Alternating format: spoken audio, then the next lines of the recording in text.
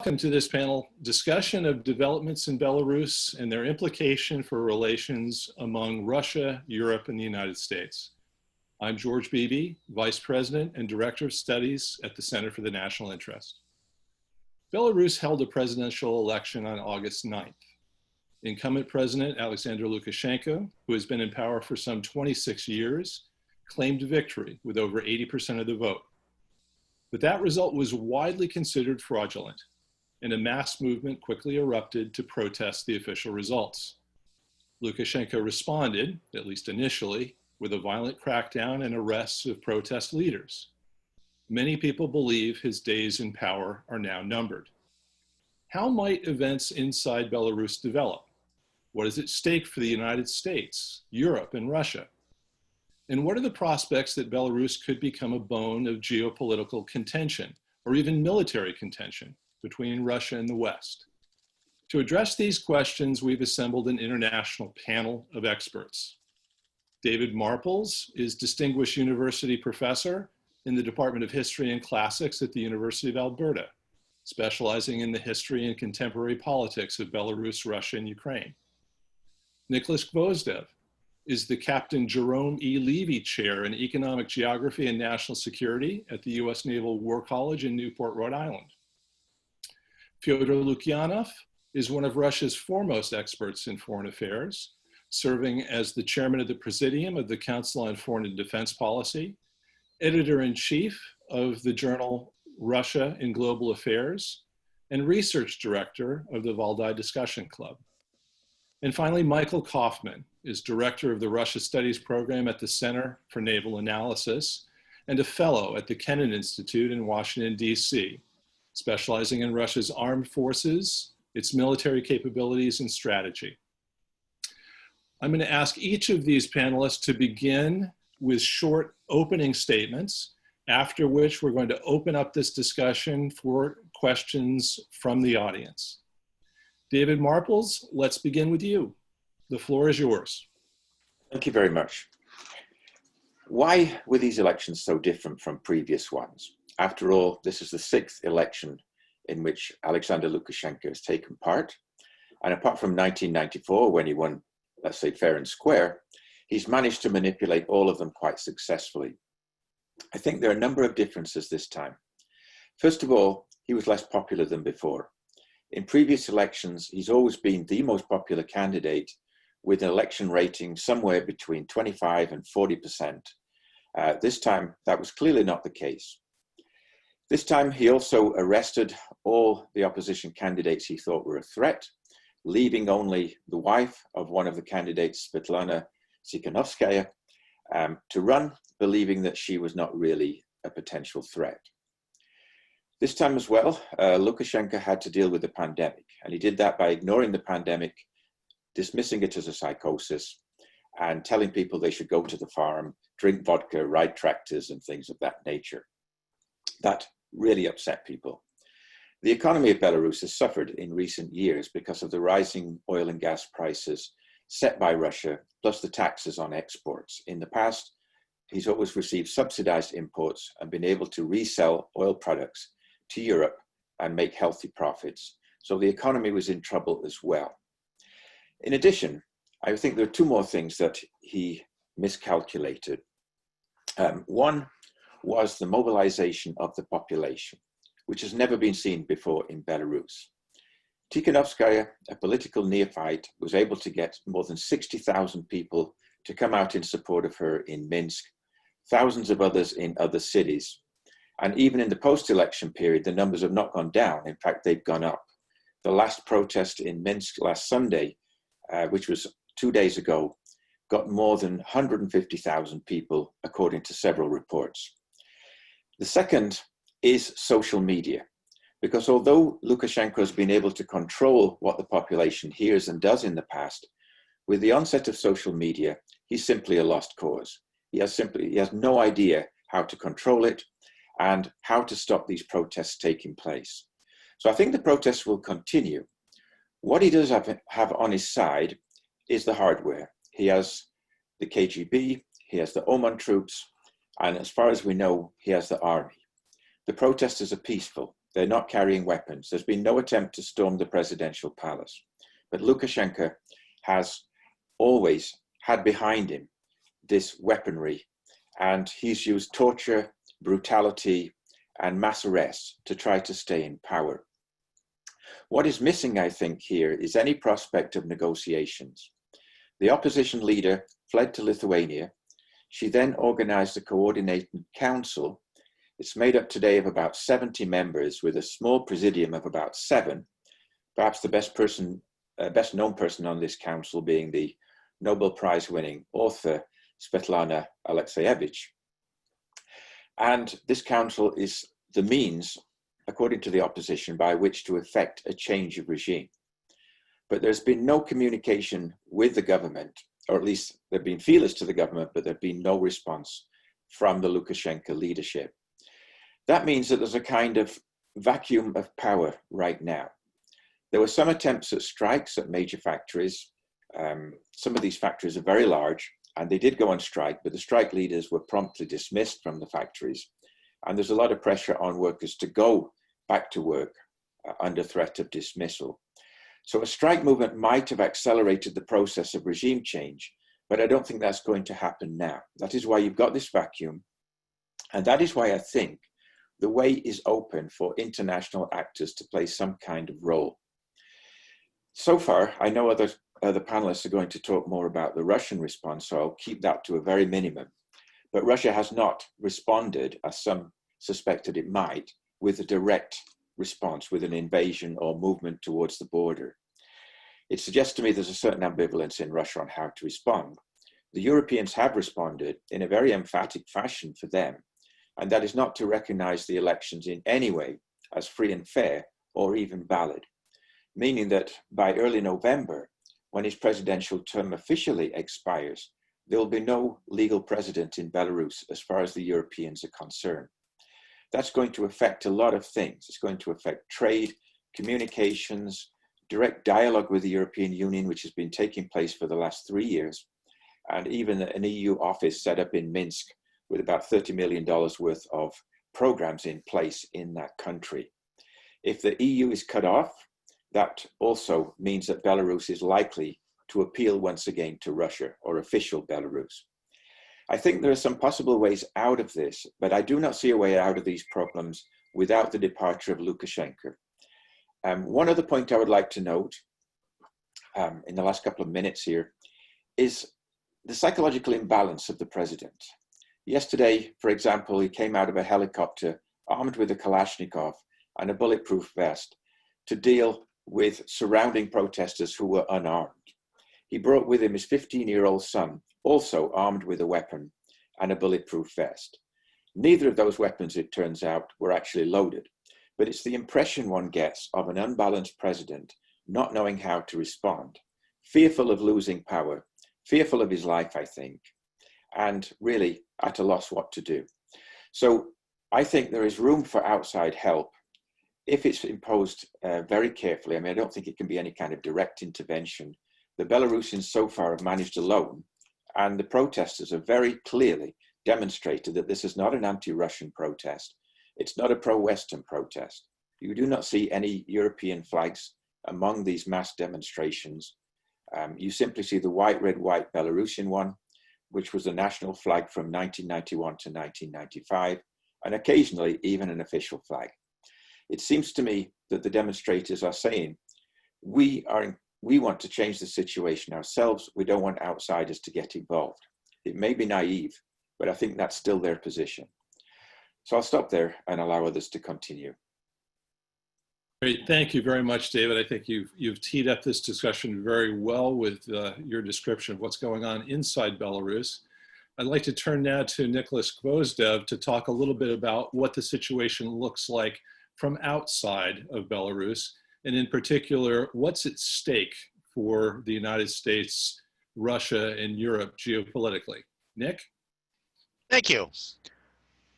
Let me just offer a few points, which I think many people who are familiar with Belarus are already knowledgeable about, but just as a way to frame and put our discussion into context. And the first, of course, is that Belarus is afflicted by the curse of geography.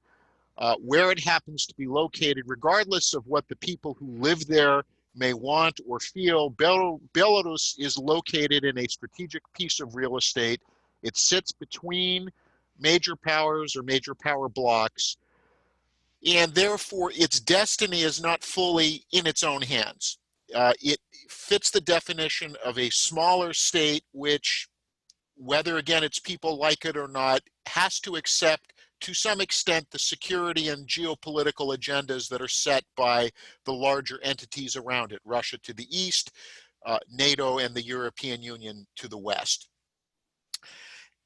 So that's, I think, again, that this point, that this crisis that's happening in Belarusian domestic politics cannot be separated from its international position and from the interests of other states.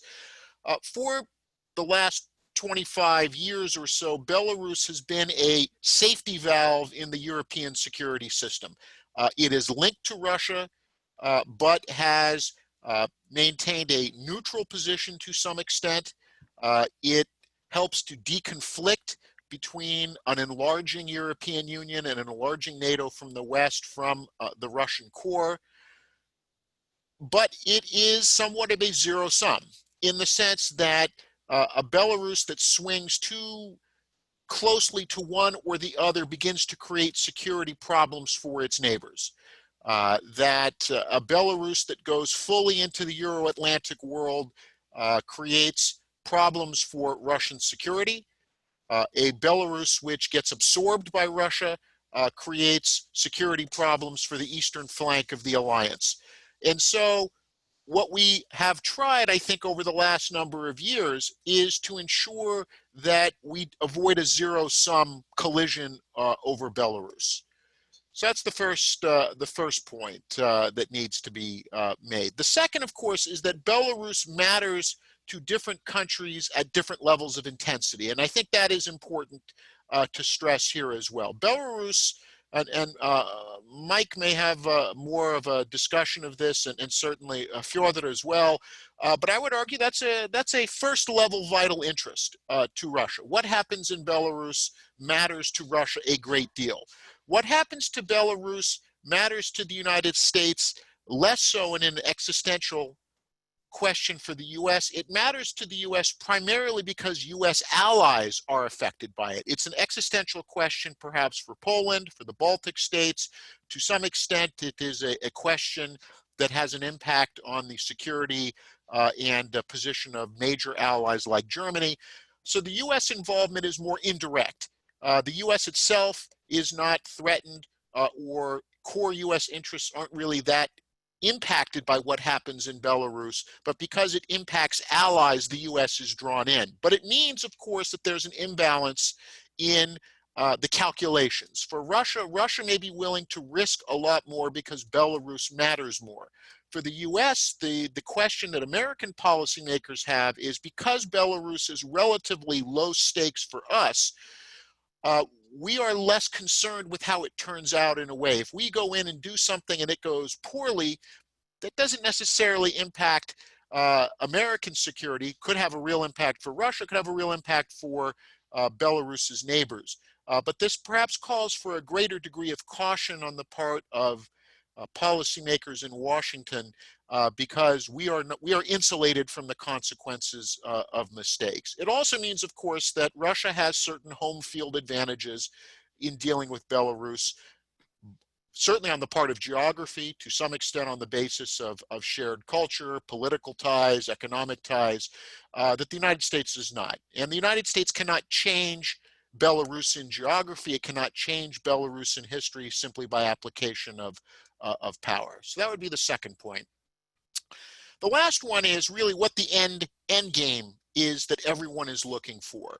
What is Moscow, Washington, Berlin, Warsaw, Vilnius, and others, what are they looking for? And this, again, I think comes back to the point that internal political developments in Belarus are not separated from its larger geopolitical position. And there's really, I guess, two outcomes that we could be looking for And the question is whether or not we want to push for any of these outcomes. One is do we want to steer the events in Belarus along the lines of what we saw in Armenia 2 years ago, where you had a political revolution that did not fundamentally change the geopolitical equities of any of the major players, in that case, Russia, Turkey, the West, the departure of Sarkisyan and his replacement by Pashinyan, that could occur relatively peacefully, a relatively calm transition, because no one's geopolitical equities were threatened. That may be one outcome. The other outcome, of course, is what happened in Ukraine after 2014, where an internal political change leads to changes or attempts to change the geopolitical orientation. That in turn leads to reaction, to intervention, and then creates a crisis. So I think that as we move forward, are we trying to, again, from the American perspective, to an extent from the European perspective, do we want an Armenian outcome? Do we see this as an opportunity to fundamentally reshape the geopolitics of Eastern Europe? And if so, are we willing to take on the consequences and the risks of that? So I'll leave you with that and yield back the balance of my time. Great. Thank you, Nick. And thank you for your efficiency in staying within the time limits that we have here. So the question of how Russia perceives all this and what its options are and preferred outcomes are has already come up several times in this discussion. Fyodor Lukyanov, can you offer us some Russian perspectives on all of this? Yes, I will try. Thank you very much. And thank you for this absolutely excellent discussion. Two previous speakers covered so much that they spared for me a lot of effort because I basically agree with almost everything which has been said. And so I make a couple of observations about particular situation between Russia and Belarus. And this year, this time, this is a very unusual situation indeed.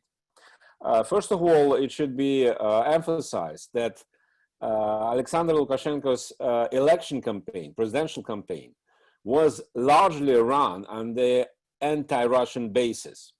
So anti-Russian in Belarus case is not like in Ukraine or a couple of other post-Soviet countries. It's a very special situation, as my colleagues described. But still, his leitmotif, the main line of his argumentation was that Belarus sovereignty is under threat.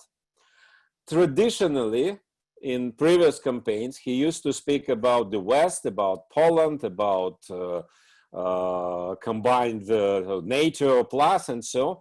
This time he indicated and even said a couple of times directly that the main challenge is Russia. And he never attacked Putin personally, but he attacked very, very significantly certain circles in Russia who are, according to Lukashenko, against equal integration. They want to deprive Belarus from sovereignty and so on and so forth. And that was, of course, product of quite a difficult period of negotiations, which started 2018. In Russian political vocabulary, it is called to fill the union state with new content. In fact, it means that on the Russian side, decision has been made that economic integration should be promoted much more actively than it used to be done before, because Belarus, to a large extent, is part of Russian economy and is heavily dependent on Russian economy. So I don't think that any rumors which circulated previous years that Putin allegedly wanted to use unification with Belarus as a mean to prolong his rule, I don't think that that has any ground, because Putin is not that crazy to try to give his own political fate to make it dependent on somebody else like Lukashenko. But it was quite obvious that Russia wanted to really deepen integration to make Belarus and Russian economy one complex. And that was the main debate since 2018 with Lukashenko. Alexander Lukashenko was very much aware, and is very much aware, that economic integration in that extended and deep format would mean significant limitation of his power, because he will lose several means, several instruments of influence. And that's why he was pretty reluctant to agree. So starting from late 2018, relationship was rather difficult. And that was quite funny to see how Lukashenko criticized Russia. And he sometimes criticized Russia in a way which was absolutely, which normally is absolutely unacceptable for Moscow. And other leaders who dared to say such things towards Russia were punished severely, while Lukashenko wasn't. So that was clearly a completely new atmosphere in the relationship. And that's why this campaign was rather run based on the defense of sovereignty against challenge from the East. And also, I would, as David mentioned, the final stage of election campaign was marked by a very brutal suppression of alternative candidates, which is true. But we should not forget the first stage of the campaign, when Lukashenko, on the contrary, he tried to imitate a free and fair election, pluralistic election, and he, or his entourage, encouraged alternative candidates like this guy from Belgazprom Bank and a couple of other guys to run. It seems that they underestimated the level of unpopularity of Lukashenko, and suddenly they discovered that those unserious fake candidates really seriously had chances to challenge him. And then the tactics changed. So coming to the last period, of course, Russian leadership was not prepared for such a big trouble in Belarus, because it's not, as was mentioned before, it was not the first election at all by Lukashenko. We witnessed difficulties before as well, especially 2010, but he was more or less in command of what happened. This time, and that was overshadowed by the very mysterious story about arrest of some Russians who did something in Belarus, or maybe were in transit through Belarus. And that confused everything. That was 1 week before election. And of course, the Russian position was, first of all, to try to understand what the hell is going on in this country. And I would suggest, maybe I'm wrong, I'm not an insider, but my feeling is that Russian real knowledge about Belarus inside is actually much more limited than we all of us expect. And so that was a big surprise. When everything happened and Lukashenko started to suppress protests very brutally, and the first couple of days was a period when Russian propaganda, for example, Russian TV coverage was rather negative towards Lukashenko, because among those who were beaten on the streets in Minsk were quite many Russian journalists, including journalists from state-run media. And in this regard, again, Russian media society and Russian propaganda apparatus were a bit confused how to perceive it. Lukashenko was certainly he did not expect that kind of outcome, and as it looks now, his position changed drastically. And now, each time he speaks, he refers to his friend Putin. He says that Russia is, of course, our ally, our friend, our brother, everything. Russian leadership most likely offered support. Of course, it's not about military invasion, as some people speculated. It's absolutely senseless and no need to do it. The main problem Lukashenko is facing now is, so to say, information warfare, which he's losing, including inside the country. And I guess that the support and assistance might be to help him to change a little bit the atmosphere. So at the end of the day, we have quite an unusual situation, very much different from all previous skirmishes and the crisis in the post-Soviet area, which many observers in Russia compare to Venezuela. While we have two sides, neither of which is able to prevail, while neither of sides is able to overthrow another, and also there is no prospect for any kind of dialogue which has been mentioned here. I think the important precondition for such a unusual situation is that this time any foreign intervention, by intervention I mean first of all political and moral support. I don't mean direct intervention in the election, but moral and political support from the European Union, which used to be the main factor for successful so-called color revolution in Ukraine, for example, is not there, because the European Union is totally consumed by domestic affairs and domestic troubles. There is no big interest beyond maybe Poland or Lithuania to get involved in that. We see very vague and elusive statements from Germany, from European Commission, and so on.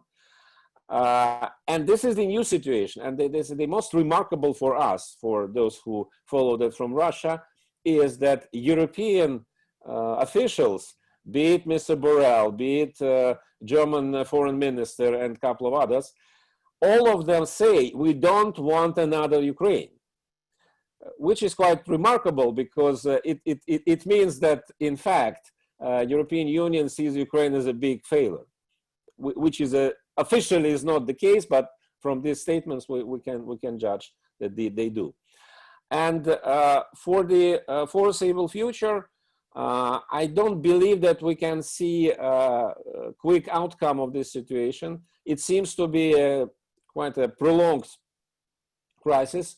I don't believe, and no one in Moscow expects now Lukashenko to fall soon, because he still enjoys support from the army and from security apparatus. At the same time, of course, it's quite difficult to expect that that big part of population which protested against him will change mind, and it doesn't look like he will try to do something to achieve it.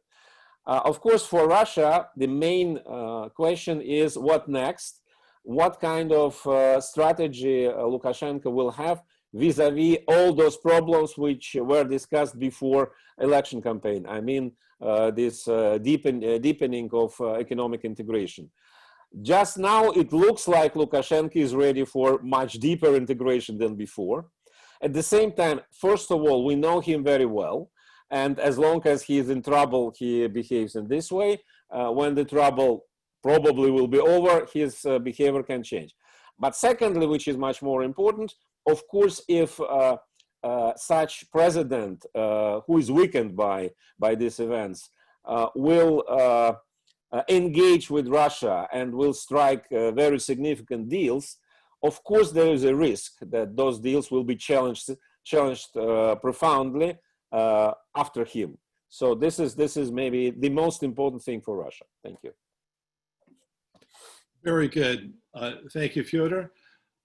Mike Kofman, how do things look through the narrower prism of military capabilities and strategy for all the different parties involved here? Okay.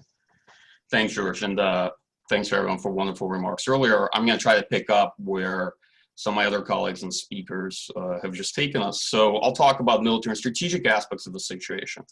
First, just to put cards on the table, I naturally also think that a Russian invasion or military intervention in Belarus is very unlikely. And most agree on that, but to kind of borrow from Konrad Adenauer's term, history is often the sum of things that could have been avoided. And the job of military analysts is to think about low probability events and what could cause them, even if they can or could have been pretty easily avoided, right? So first, just to set background from my perspective, Belarus features as a centerpiece of Russian strategic exercises, particularly well-known ones like Zapad, and from a Russian military perspective, or the most likely trigger for a hypothetical conflict between Russia and NATO. It is sort of Russia's version of the Baltic high-end fight from their perspective. In Russian scenarios, this typically takes place as a political crisis in Belarus, which then leads to a clandestine intervention by a coalition of NATO member states intended to destabilize Belarus, and then an actual military intervention backed by the United States. Now, for those wondering, yes, the Russian military and political leadership genuinely does take the potential of a Western intervention in Belarus very seriously. The country lies at the intersection of Russian strategy to retain primacy in its own geopolitical space and extended defense premised on buffer states. It is also essential for Russian military strategy. That is what the Russian military feels is important from their perspective. And my own view is that while Ukraine was important, Belarus is more important than Ukraine, full stop.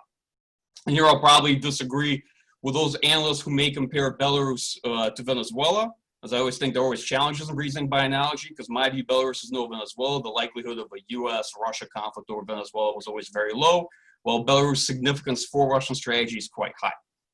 And of course, not to overlook the right of countries for national self-determination, but recognizing, one, the asymmetry of interests at stake and the asymmetry of power and military capability at stake, which at least in this case, tends to favor Russia pretty strongly, and the difference between those who see opportunity in what's happening in Belarus, perhaps the Western perspective, versus those like Moscow who are likely to have a loss aversion calculus.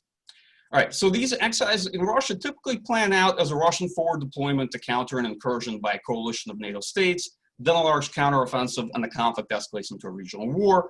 And Belarus is essential to Russian military planning for defense of sort of the Western strategic direction. My view is that no matter what the regime is that ends up being there, if it becomes clear from Russian perspective that the country is going to shift from being part of Russia's geopolitical space, the way they see it, or a Russian buffer state, whatnot, to becoming a Plattsdarm for potential NATO operation against Russia, then you're very likely to see Moscow taking action to prevent any such development, completely independent of the nature of the regime that ultimately emerges in Belarus, whether it's democratic, autocratic, liberal, illiberal, and the like.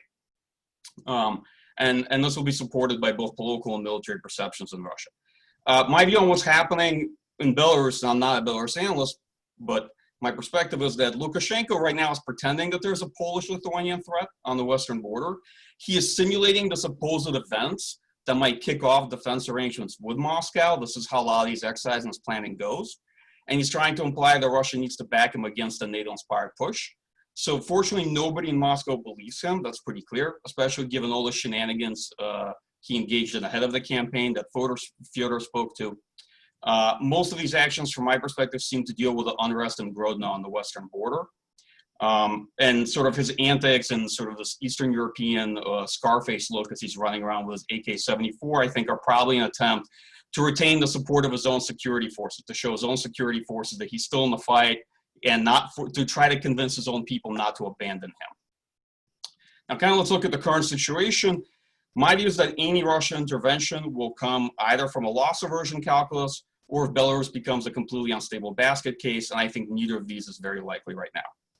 And they'll be born of Russian perceptions on what the outcome of the crisis means for geostrategic considerations, much less so the potential implications for Russian politics. I've always been skeptical about the importance of the integration project with Belarus, because in my view, that was always an insurance policy, sort of a post-Lukashenko plan. But progress was not being made in that direction under Lukashenko. So it's not like Russia was really moving forward with integration under Lukashenko to begin with. I think Russia has plenty of sort of surreptitious or more discreet ways of helping Lukashenko without overt use of force, which of course will be senseless, it'll turn the population against it, and also set off a dangerous spiral of events. Historically, Russia has chosen to try all these different instruments of national power before having to use hard military power and actually resorting to the use of force in such crises. The reason military intervention would set off a spiral is that it would very likely then to lead to NATO and US forces forward deploying the Baltic states, right?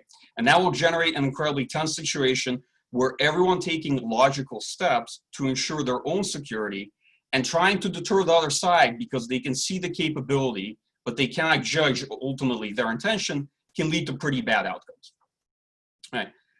And finally, on this specific point, the Russian military does not make political decisions. This is often what I think military analysts get wrong. If you study too much military strategy or operational art, you derive a certain point of view from there, and you often forget that actually the decision to go to war, the decision to intervene in a country is ultimately a political decision. There is the military perspective, and we can gain insights on what the course of action or that the Russian military will recommend, what they might propose, right? And at least from their perspective, the case they will make is based on whether or not they're seeing the sort of things that will lead them to consider an intervention.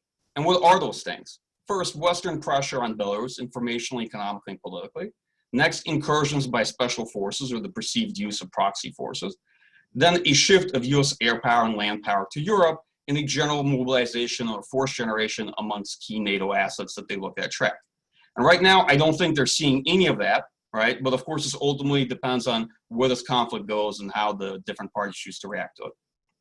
I think the current Russian preference ultimately is to resolve the crisis in collaboration with Europeans, but to the exclusion of the United States, which from my point of view is Moscow's preferred outcome and would be a significant victory for them, because it would mean that they are determining security outcomes in Europe with Europeans, but without US voice of leadership there. And at least right now, events seem to be on track in that direction. So some concluding remarks. One, I think it's pretty easy to avoid taking actions that can set off a potential cataclysmic chain of events. I want to be clear. I see it somewhat as a myth that countries that do not want to go to war can get there because of an accident or misperception. That historically has not been the case. Oftentimes, these conflicts are really cases where respective parties genuinely did believe that they would gain from war. However, we should make a faithful account of the fact that confusion and stupidity, as Robert Jervis would say and write, are rarely given their due in these types of interactions, right? And everyone can be operating in a fairly low information environment, and that also matters.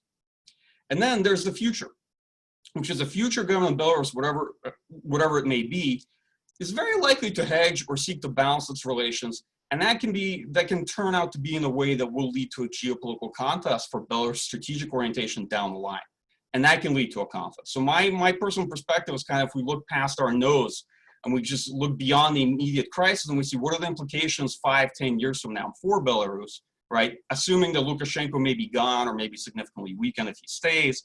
And where does this take us with the choices that are made now? Where do they take the respective parties years from now regarding a potential contest over Belarus and so on? Finally, I think Belarus will prove a pretty good test for two regime-based theories on Russian use of force, both of which I've often found wanting. The first is diversionary war theory, which in my view never fails to disappoint, and that is the belief that Putin needs to invade some countries whenever his approval ratings are low or there's some trouble at home. And the second one is democratic pandemic theory, the notion that Moscow is so afraid of any democratic infection in a neighboring state like Belarus that is likely to use force abroad to stop it, except in all the cases like Armenia and others where it hasn't. So this will be an interesting test case for those. So to wrap up, I think we should not be alarmist. In the coming weeks, there will be lots of Russian force movements and exercises ahead of Kafka's 2020, and we should not scare each other on Twitter with pictures of Russian APCs or trucks because it's unhelpful and amounts to constantly crying wolf.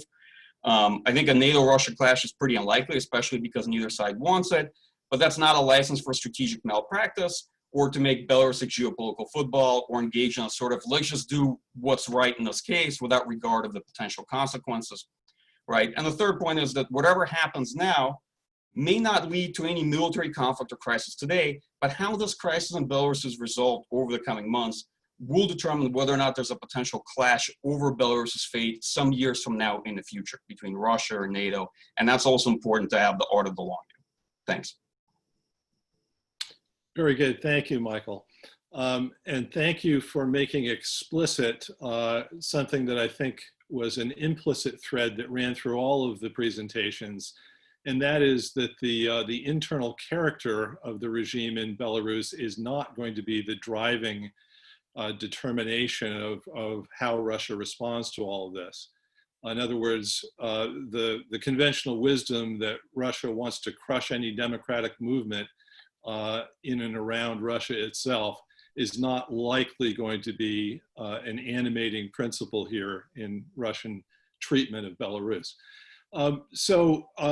A question, we've got a lot of questions coming in from the audience. I'm going to exercise my prerogative as moderator and ask the first one myself. A lot of attention is being paid to the downsides in Belarus, all the ways things could go wrong. We could wind up in a confrontation here that is a lose-lose-lose proposition for everyone.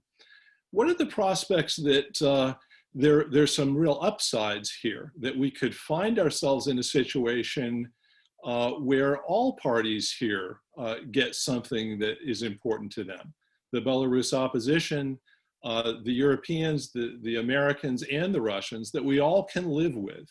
And what are the implications of that kind of outcome more broadly for the broader set of geopolitical relationships between the key powers here? Could Belarus be a positive example of how things can be handled constructively, that could have a contagious effect going forward? Anyone want to tackle that? David? David, I think you're muted. Yeah, I think it's a really good question. I think it's already shown some positive outcomes in that you finally got some interest in political change among the population of Belarus, which has seemingly been apathetic for so long, for the last 25 years. Also, I think it gives Belarus an opportunity to think about the structure of the state in the future. I mean, it's been so badly changed under Lukashenko through various referenda, constitutional amendments, that we can hardly recognize what it is now from the original constitution of 1994. I think it's an opportunity to go back to that constitution in some ways and assemble a state structure that is based on a division of powers between parliament, the president, and the constitutional court. And that was how the people who put together the constitution envisaged the state would run until we got all these referendums taking place within about a year, actually, of Lukashenko taking power. He already had a referendum. I think also in terms of the structure of society, Belarusian, what is Belarus, right? I mean, this is a question that no one is really asking. How is it different from other states around it? Is there a Belarusian culture? Is there a Belarusian identity? And if so, what is that identity? And I think Lukashenko tried to base it on the past, strictly on the past. The common cause of defeating the Nazis in World War II, which is manifested all over the country. And there is no specific modernity about the state under Lukashenko's vision of how it should look. So it now gives an opportunity, I think, for different sectors of society to put together visions of what the Belarusian state should look like. It's not necessarily whether it's democratic or authoritarian, but what is important to Belarusians, and would they be allowed to decide that for themselves, or would they be dependent on outside forces? I think these are the big questions that are going to come up strictly from the Belarusian perspective, not from the perspective of the states around Belarus. Okay, very good. A question from David Johnson, a former U.S. ambassador to the OSCE, who points out that it seems that everybody thinks a stable but relatively unchanged economically and politically Belarus is in everyone's instance. In other words, they'd all like a Belarus under a leadership that is stable, but not one that's leaning too far either east or west. And that's territory that the OSCE has been on for many, many years. Would the OSCE have the capacity to draw out some kind of representative political group under the aegis of the chairman in office to open up a dialogue that would give Lukashenko an off-ramp that doesn't become unstable? Any thoughts on this? Fyodor, and you'll need to unmute yourself. Yeah, maybe I can say a couple of words. First of all, also to the previous question about whether it might be a positive model, theoretically, yes. And we had a positive example last year in Moldova, which was quite unexpected when Russia, EU, and United States suddenly agreed that one particular person who privatized Moldovan state had to be removed. And that happened. And absolutely unlikely coalition between pro-Russian and pro-EU forces or pro-Romanian forces was created. Of course, it was very much long-lived, but indeed the problem was solved. I don't think we can expect something like this now, because first of all, I see absolutely no mood on the side of Mr. Lukashenko to negotiate anything with anybody. It's against his nature. So you might see him as a bad guy or a good guy, but he's a guy as he is. And it's absolutely impossible for him to even think about the possibility to discuss something with those who are no one from his point of view. That's first reason. Second reason, with all due respect to OSCE, I'm afraid that the time when OSCE could play a significant role in European affairs has gone, is over. OSCE was a product of very particular historic period. And this period was partially during the Cold War and then a certain period after the Cold War.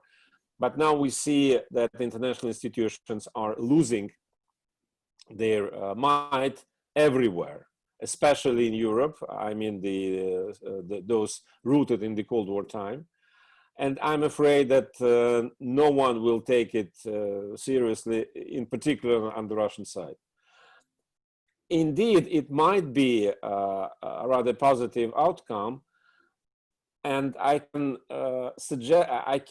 guess that a rather passive approach on the side of big European powers, that is the best guarantee that Russia will need try to push something on Belarus, and rather to wait how this situation will evolve with partial support to Lukashenko. But I'm absolutely sure that no one in Moscow believes that Lukashenko is exactly the guy with whom Russia should to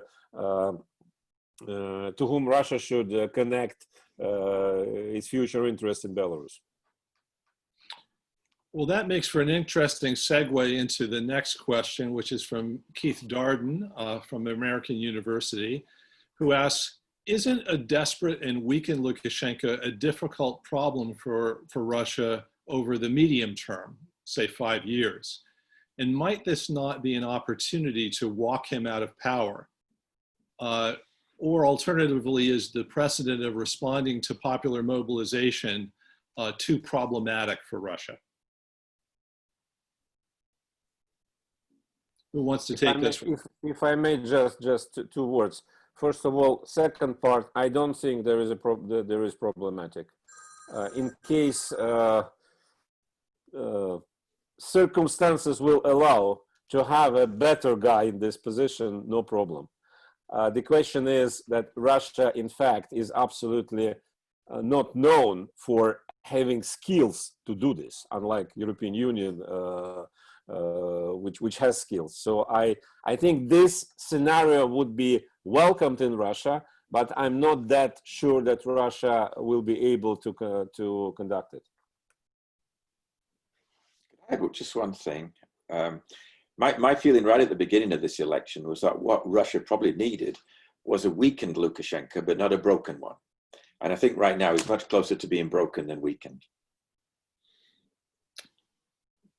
Very interesting comment. A related question from Michael Vlahos of Johns Hopkins University.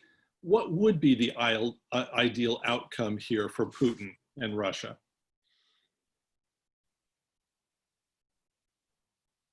I think I gave my opinion on that one. So.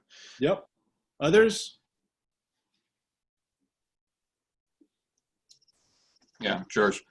I mean, I think one of the biggest challenges for Russia is the lack of any sort of groomed opposition leader that they could potentially know or trust that could replace Lukashenko. And that now some of the projects that I thought were meant to secure Russian influence over Belarus strategic orientation past Lukashenko, well, they've not succeeded. They really haven't gone anywhere. And now Lukashenko, as David says, he looks much less like a weakened man and much more like a broken man, whose future is very uncertain. And it's unclear if there's any serious person that, from Russia's perspective, can represent Russian interests in Belarus right now. My personal guess is that Moscow will stall for time and bid for time to try to see if these kind of individuals could be cultivated, or if there's a real prospect for someone who could replace Lukashenko for time. But the ideal outcome, as always, is that Belarus stays within Russia's strategic orbit, right? That is part of where Russians see it from their perspective as a country in their geopolitical space. And is essential for a whole lot of premises that underpin the pillars of Russian military strategy as well, vis-a-vis NATO. And so there's those perspectives that also play a role and have a voice on the Kremlin. Nick? Let me just jump in as well with this and kind of with that question and some of the previous ones. I mean, we're seeing the price of the degradation of the U.S.-Russian strategic dialogue, that we simply don't have the institutional parameters in place to allow for close consultations for any sort of soft landings. And so Moscow is as Mike said, I think quite accurately, kind of treading water and playing for time to see how this plays out. Within the U.S. context, it's hard to talk about stability in Belarus when if we see this really as, today Minsk, tomorrow Moscow, right? That if Lukashenko goes in Minsk, what does that open for getting rid of Putin in Moscow or making for changes inside of Russia? The Europeans, have a whole bunch of outcomes that they would like to see happen. But, I haven't, yes, there's Europeans meeting and the like, and they're going in. But this, again, is a case where if the U.S. is absent, Europe is not quite stepping up to show, even in 2020, that Merkel and Macron can really, this is really their first test of, could Europe handle a major security question without the U.S. being involved? And I think right now the record is kind of mixed, or the signals are kind of mixed. So, this is where I think what we may be headed for is that this just becomes, a festering problem, assuming that Lukashenko, going back to David's point, if he becomes broken and breaks pretty significantly, that's one thing. But if he, kind of hangs on, the opposition isn't sure. And I think Michael's point here is very important, right? Do the Russians start to gain a certain degree of confidence that there's an opposition group that they can deal with or that is responsive to their concerns?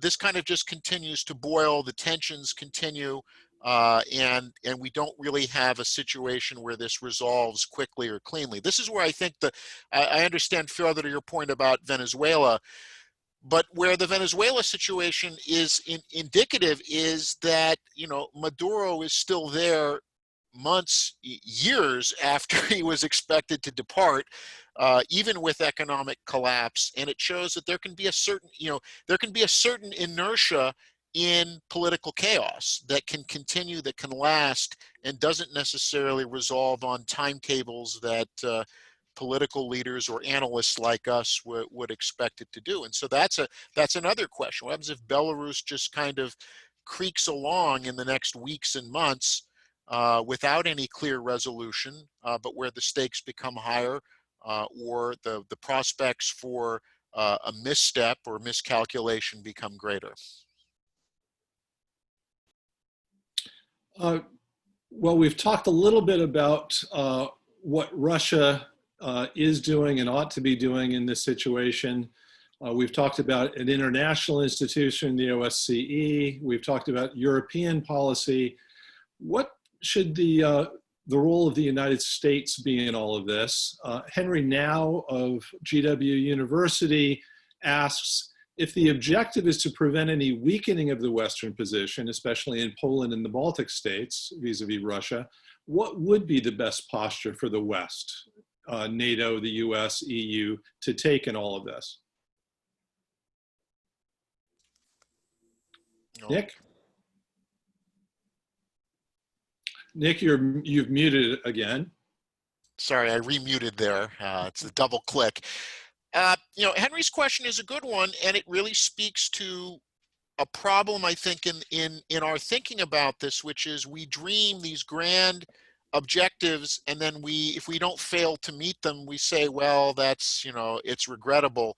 I mean, the question I think we have to deal with is a neutral Belarus an outcome not simply that we can live with, but that in fact is achievable and is one that enhances our position? In other words, if we don't create a situation where, we want to fast track Belarus on for NATO membership, which I don't even know that even people in the opposition really are speaking about. And I think that the distinction with Ukraine is important here.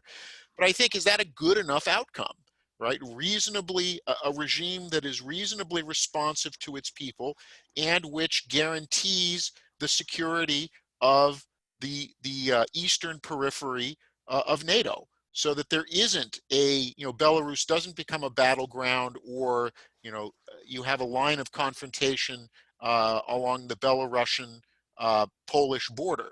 But the problem I find is that in domestic American politics, to the extent that this even matters, and I think most Americans wouldn't really have much of a sense of where Belarus is or why it matters, but there's going to be a sense, well, is that compromising? Are we conceding too much to the Russians if we essentially shoot for what would be a neutral Belarus, but is it achievable? And also, our European allies and partners have to really make some core decisions as well, because look, Lukashenko was being cultivated over the last couple of months. Can he be more of a bulwark against Russian aggression and expansionism of influence?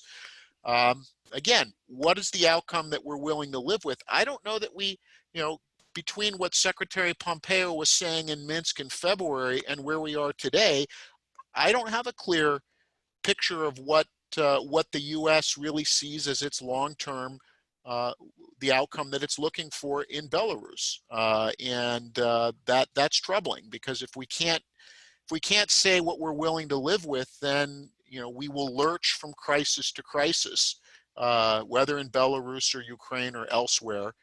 And the Russians will test us, right? Then they begin to say, well, is there a gap between what the Americans say they're going to do and what they're prepared to do? And then that creates problems for the alliance as well. If there's any doubt to, our commitment to it, because we make promises that we're not willing to enforce, Belarus today, but then what happens with members of NATO tomorrow? So I guess coming back is for us to be very cautious, not to get caught up in a 1989 moment of this is, a major change, and making sure that I guess coming to the end, making sure that we have a soft landing. I think that's the most critical thing. And events in Ukraine over the last 5 years, I think, should demonstrate, the risks of when you don't prepare for a soft landing, you can end up with, a much worse situation on your hands. Sure. If I can briefly add. So, in agreement with Nick, and I would add that from my point of view, ultimately this movement, this opposition, is about getting Lukashenko out, about the expiration date of his regime having been reached, but is not anti-Russian or specifically pro-European or an anti-colonial movement. So the U.S. is pretty well positioned as is. The United States literally does nothing, and there's a good article I remember, I think I'm War on the Rocks, not some time ago, by Jeremy Shapiro, in defense of doing nothing, because sometimes doing nothing is just really great. But if the United States does nothing besides offering rhetorical support, as always, for democratic movement and sanctioning or restoring the sanctions that were suspended on Lukashenko's regime, we're already likely to have two reasonably decent wins at the end of this, right? Which is one, a Belarus that is likely to be more democratic than it is now, which I think is a fairly easy accomplishment. And two, one whose relations are more balanced, because any future successor to Lukashenko is likely going to have a deal both with Russia and with Europeans. So it'll be a country that's still in Russia's borders, sorry, in Russia's orbit, but is trying to hedge and balance relations also with the European Union, more so and with the United States. And to me, the two key things are, one, avoiding this, what can the United States do on Belarus and the sort of standard typical savior complex that we have that Nick pointed to. Like, this is a really great opportunity to let people in an Eastern European country actually engage in national self-determination without rushing to tell them what's best for them, what their best strategy is. Some of them are already writing, thankfully, in foreign affairs, saying, you know, like, please do not come to lecture us. Eastern Europeans, myself coming from Ukraine, are not primitive backward people that desperately need other people from Western Europe to tell them exactly how to engage in an opposition movement. And the big question for the United States leadership, I think, is less so what we can do on Belarus, but how we should coordinate with our own allies and Belarus neighbors, because this has implication for their politics and their security. And if the United States doesn't do anything, right, just sits back, they're likely to take actions over time, over the coming months, as this crisis unfolds. They will take actions which may be helpful to them, it may be unhelpful to Belarus, it may be unhelpful to us, you don't know. So it's important, I think, the United States coordinates within NATO with all the neighbors that Belarus has to ensure that the United States retains a leadership role to be able to coordinate with its own allies. Because otherwise, countries will start pursuing their own interests and you don't know necessarily what road that takes you down. All right, very good. Michael, thank you. We have reached the end of our allotted time here. I want to thank all of the panelists for what I thought was a very stimulating and insightful discussion. Thank you to our audience for a lot of excellent questions. I'm sorry we weren't able to get to all of them or to actually delve into all of them in the depth that I think they merited. But nonetheless, I think a very rewarding discussion. Thank you all. Once again, this has been the Center for the National Interest. I'm George Beebe. We look forward to seeing you all at our next event.